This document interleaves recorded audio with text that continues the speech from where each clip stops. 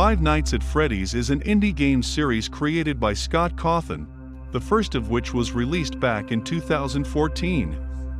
The games earned major acclaim and are a huge success, spanning multiple sequels, with the latest game, Five Nights at Freddy's: Security Breach, being the 10th game in the franchise. The game follows Gregory, a young boy who finds himself trapped after hours in Fazbear's Mega Pizzaplex.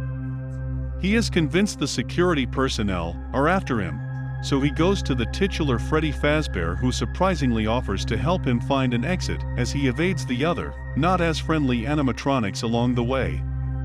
While the game's story is far from a narrative masterpiece, there are some great moments that stand out from the rest, as well as tons of nods and references series fans will appreciate.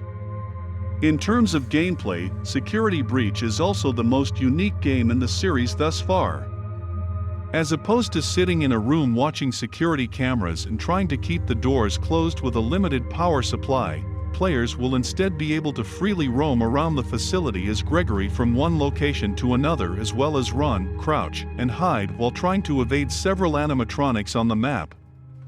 Players will also have access to a nifty tool called the Fozwatch, which allows them to view maps, read messages picked up from random areas on the map, check security cameras for nearby danger, and look at their current objectives. An aspect of the game I enjoyed is that no two areas are the same, as each looks vastly different from the other, and has a central theme, from the noisy and expansive main lobby and packed gift shop to the colorful daycare center and dimly lit food court. However, because of this, trying to traverse each new place comes with its own set of hurdles, as a lot of the danger will mostly be unknown to you. Although most of them will also be limited to just jump scares and random chases. While I didn't find any of these scary, the game does have many elements that make it unnerving in both positive and negative ways. For one, the player will only be able to save their progress when accessing one of the many save points scattered in different areas of the map, not unlike other survival horror games like the Resident Evil series. What makes this especially difficult is that if you're caught even once while trying to access one of these save points, you'll be forced to restart the whole level or specific encounter with an animatronic, some of which take a while to evade or beat. What's worse is that said animatronics often appear out of nowhere if you mess up in the slightest while trying to move about unnoticed, which will happen a lot. Unfortunately, Security Breach is also teeming with other bugs and glitches on PC. Sometimes the animatronics will get stuck on walls or objects while chasing you. Other times buttons will just refuse to work for no reason at all.